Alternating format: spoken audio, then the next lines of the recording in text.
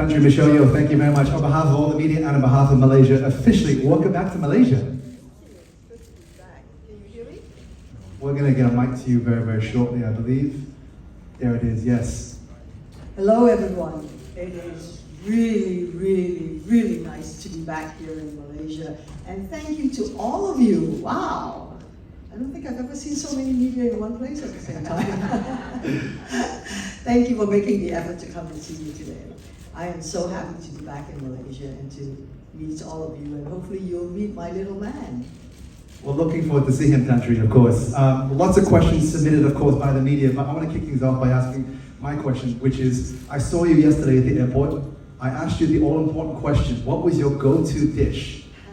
Malaysian dish upon arriving. You said to me, Ipoh chicken with Nyao Chou Kai. Nyao Chou Kai. It's been 24 hours. Have you managed to indulge yet? Of course. I already had my curry laksa, I already had my nasi lemak, I already had my Nyao Chou Kai, I already hor fun and all that. Yes. Good stuff. That's why I look so fat. Well, we're going to kick off right now with some of the questions, of course, submitted by the media. Michelle Yeoh, we'll kick off. Tan Sri Michelle Yeoh, we'll start with, you mentioned in your speech that you were bringing the Oscar home. Today is that day. How does it feel to be back in Malaysia, and how does it feel to bring that Oscar, not just to Malaysia, but to your hometown, your family, and to your late father? Well, first of all, I think it was such an incredible journey. It was a roller coaster ride that started last year when the movie first came out. Everything Everywhere All at Once came out in March. So can you imagine the Oscars was this March? So it was a whole year of not knowing, wanting, hoping, wishing, and finally, I think closer to the end of the year, we heard rumblings that our movie had such great opportunities to be nominated. And of course, I myself was also put out there. And I must say, this is the first time there was any hope that I could be included in the table to have a conversation about why these kind of roles are so important, especially to someone who looks like us. And there's been so little representation for so long, for far too long. So, and I remember during the journey, everyone was always asking, so, do you want the Oscars? I'm like, oh, hell yes. Of course I want the Oscars. Who doesn't, right? I'm not going to beat around the bushes there, no, you know. No, because it represents so much to so many of us. And I must say, I heard the roar of joy, happiness all across the world to Los Angeles. So I thank all of you for having been on that journey with me, because I felt your support, I felt your strength, because it was a difficult journey, because it's quite lonely as well, and also we were in completely new territories, because none of us had been nominated before. We didn't know what it was like, how the whole journey would be, and so to finally be there, I think when we were sitting there with Ki Hui Kwan, with Jamie Lee Curtis, and both of them had already won their Oscars. And I remember them looking across to me going like, it's okay, right? I mean, like, what, it's okay if I don't win? Hell no. And I think my biggest fear at that moment was, it suddenly struck me, my mom is here watching. At first we said we'll get a few friends with her, maybe about 30 people, you know, because it's early in the morning. And finally, my sister-in-law Megan and Vicky, who my niece, who was so amazing with Calvin and Max, they had 400, almost close to 400 people there. And that thought was, if they don't call my name, what's going to happen in that hall? So I am extremely grateful. I am so happy. I really heard all of you going, yeah, at that time. And here I am today, and this is Vicky. She helped to organize everything. My beautiful niece. And so, as promised,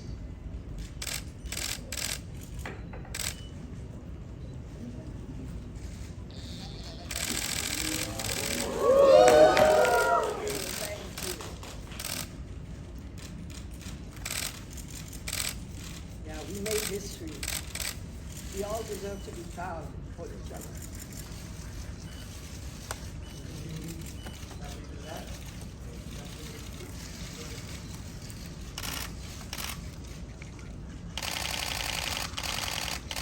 Well, once again, everyone, we can do another quick one at the end. We'll just get through some of your questions that you submitted. Thank you so much, Tantri Michelle Yeoh, for that.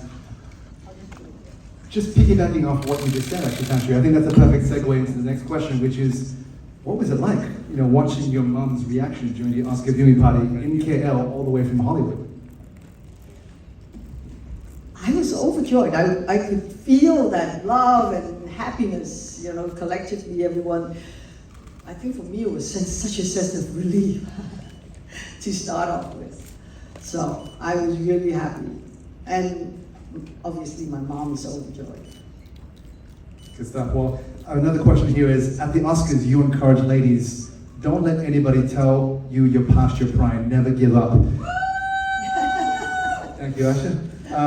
But have you ever, in your 40 years of shooting career, ever felt like you wanted to give up? And what was the one thing that kept you going in the past 40 years? As in, what was the one life model that encouraged you through these trials and tribulations?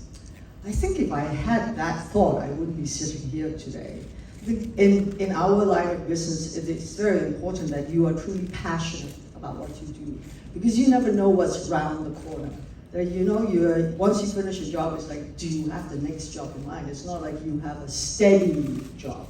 But I must say that I've been very, very blessed that I have continuously been able to work on very interesting, very diverse, and very forward-thinking filmmakers that has enabled me to fight for what I truly believe in. Representation, diversity, especially empowerment of women. I don't believe just because we're a woman, we are a weaker sex. I mean, that is such an old school thought. And then I don't think the men think that either.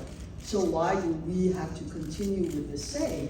And I think in America at that point, there was someone who said, oh, look at the definition of prime for women.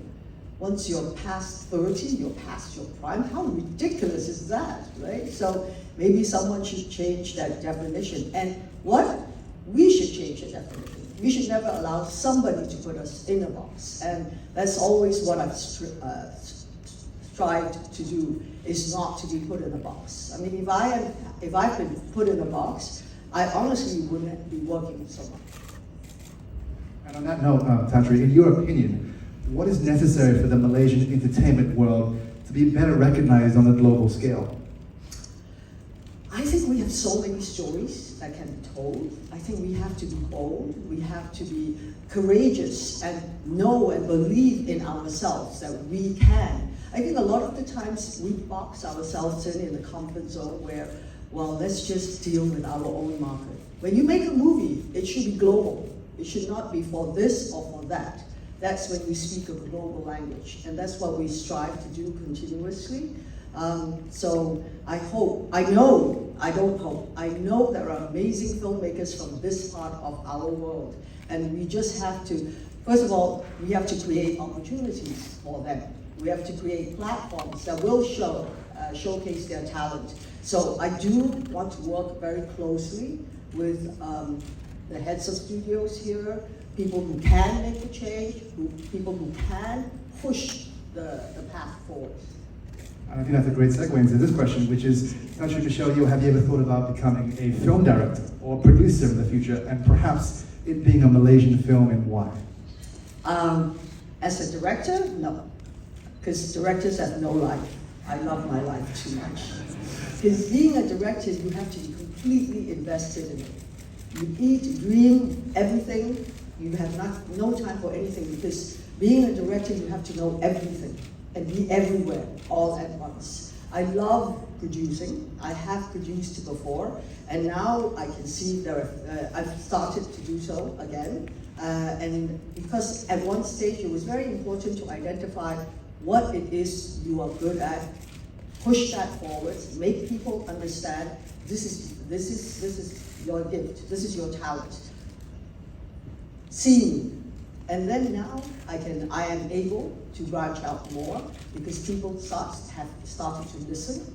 People have started to appreciate what are the things we can bring forward You know, as a Malaysian, as someone who is from this part of the world, the stories we can and are able to make that bridge.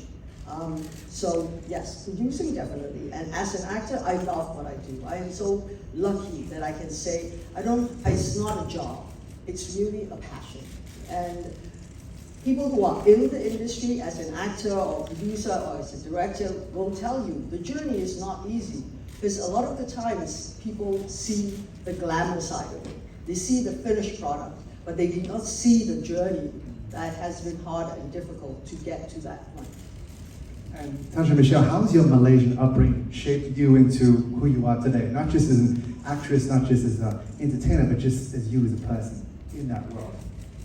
The beauty about Malaysia is we are multiracial. We have learned to live and embrace each other's culture, and I think that has fundamentally made me such a international, global person. So anywhere I go, I don't see differences. I see how I can learn from other people, because when we are here in Malaysia, we learn from our Malay friends, our Indian friends, our Chinese friends. I believe there was a beautiful advertisement that was made by our late film, I'm going to forget her name, but I will remember, where she asked a group of children, what is your race? And I remember there was a Chinese boy and a Malay boy, and they all stood together and they looked at each other very puzzled. Is she asking us to race? Because they do not see themselves as different. They understand, yes, my friend is Muslim and my friend is Hindu and I'm Chinese and we all have different, but guess what? We all have great holidays to celebrate together. We have Hari Raya, we have Thai Kusum, we have Chinese, the Gong Hei Fa Chai and all that. So being brought up in an environment like that has made me much more open, giving, and accepting. And I think that's one thing that we all should do for each other, is to accept what we are. We should be different, and that's the beauty about the world, because it's the difference that we are that make us so complex, so vibrant, so dynamic. So growing up in Malaysia, that's something, of course I had very strict parents. That's also a very good plus. So it's a combination of education, very good education, a sense of nature. Being in Malaysia, we were in Ipoh, we had the hills, we could go to the sea, we had Cameron Highlands and things like that. So we grew up in a very rich environment, from nature to people and to understand diversity. Tanja Michelle, you've been in Marvel, Star Trek, a Bond movie. What other big franchises would you like to be involved with next, and what type of roles do you want to challenge next? Well, I'm always looking for a challenge, and I think as an actor, that's what you continuously hope to be. It's like you feel like a new actor, that you are going to be challenged, you're going to learn something new, you're going to work with some incredible director or producer or actor, fellow actor, who will teach you, who will educate you to see how you can improve. What other franchise? Maybe we can create our own franchise, right? I mean, what's the limit here? Exactly. And following your Oscar win, Tanja Michelle, how would you sum up your future plans in the entertainment industry in just 3 words? And why did you choose those 3 words? Oh my God. In 3 words, why don't I just say, I love it. Why?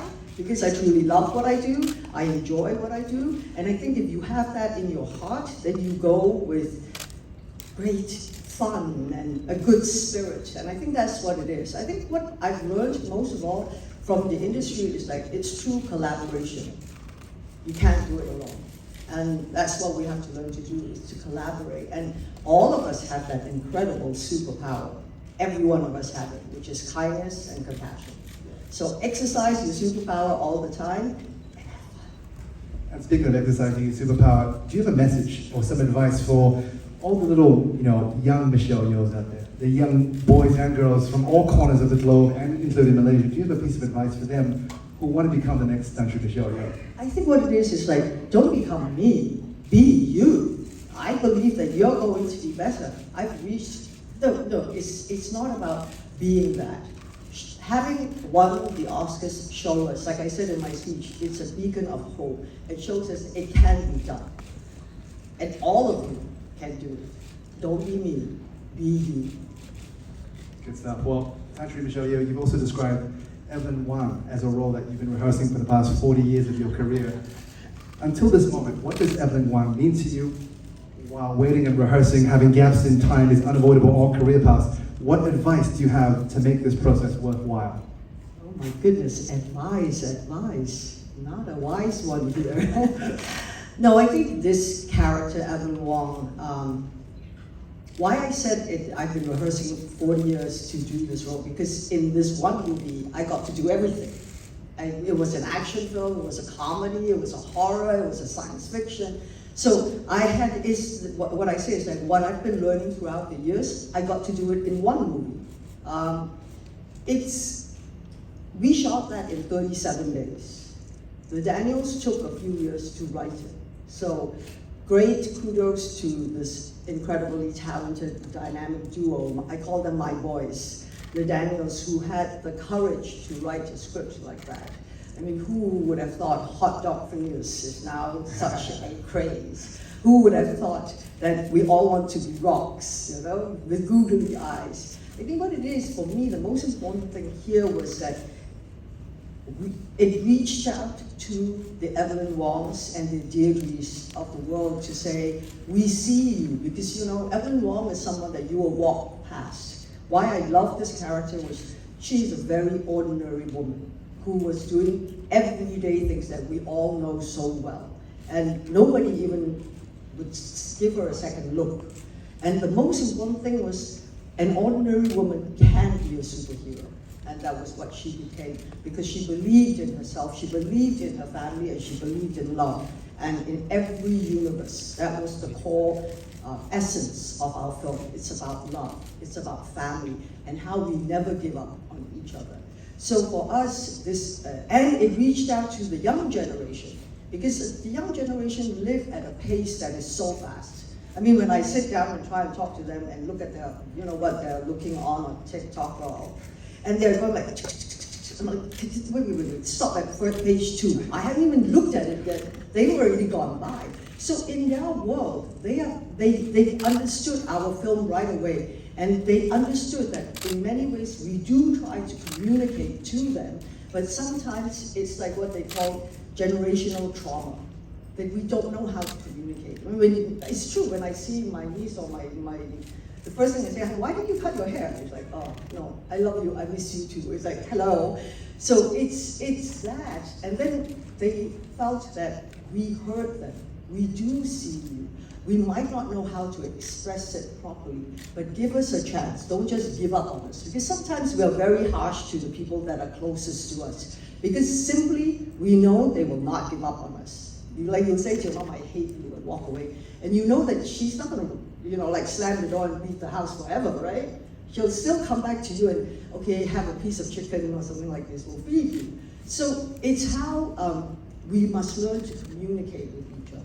And the Daniels, when they wrote this, they were facing the same problems with, especially Daniel Kwan with his parents, where he felt they couldn't have a conversation together without, you know, it turning out into a big melodrama or something like that. So through the movie, through sort of like a bit of a facade, they managed to start such beautiful conversations. And I think that's why this movie touched so many people on so many levels, and everyone found their own universe in it, their own moment that meant more to them than somebody else. Good stuff. I think we have time for one final question. So, Pastor Michelle, your win at the Oscars, it's been said many times, but we'll never get tired of saying it, has pushed Asians to the forefront. How did you break the glass ceiling and prove that all people deserve the same opportunities? Really, simply by never giving up. Always, always show up. It's perseverance, it is hard work. It is, you keep pushing the envelope, and hopefully you'll meet storytellers, especially producers, people who are able to make the change, who have the vision and the foresight to say, because we always ask for something original. Write me an original script, write me this, write me that. Who has the guts to actually go through with it? So I've been very blessed. We kept pushing the envelope, we never gave up. We always said, we are not One thing that I won't do is I won't play a role that just puts us back in the stereotypical boxes. Because if you do that, for me, it's not for everyone. I feel that means I endorse that role. So that's why I keep looking and I keep looking, and I was very fortunate. You know, it took me a few years, but I found the role, I found the people, I found the guys, I found a whole team that believed that we deserve a place. We deserve to be seen, to be heard in this way. Well, Tasha Michelle Yeoh, we've got members of the media here from not just Malaysia, but around the world. Do you have a message? I know you just got to Malaysia, but when can we expect you back next? And your last message to not just all Malaysians watching, but of course the whole world watching right now. Well, the thing is, I am filming, actually I started filming Wicked 1 and 2 in London because I received a phone call from John Chu, who did Crazy Rich Asians, and I'm sure you all know and love him for that. And so I have to go back. I'm back here this time very specifically because I promised my mom I will be here for her birthday. And you know, because of the pandemic, she's not been able to celebrate for a few years. So we're gonna throw her a big party this time. I will be back soon. Once I finish filming in London, I hope to be back maybe in July or August, because I do believe there's so much to do in our part of the world. Malaysia, Singapore, Thailand, you know, Laos, Cambodia, Vietnam, Hong Kong, the whole of China, everywhere. All of us collectively, don't isolate yourselves. Don't feel I must only tell my story. We are collaborators. We are storytellers. Let's work together and do great things. Tasha Michelle Yeoh, 6 weeks ago you became not just the most talked about Malaysian in the world, but you became the most celebrated person in the world.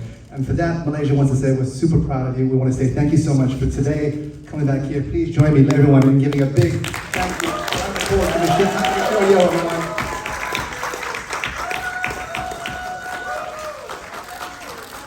I'd like to now also invite Tasha Michelle Yeoh with her Oscar center stage for a quick photo opportunity for all the members of the media today.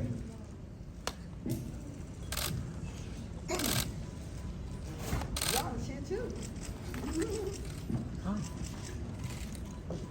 This is your first Oscar. Yes. I know, but there must be more to come. We will strive. We continue to do better. So Tasha, we'll just start on the left-hand side if we can.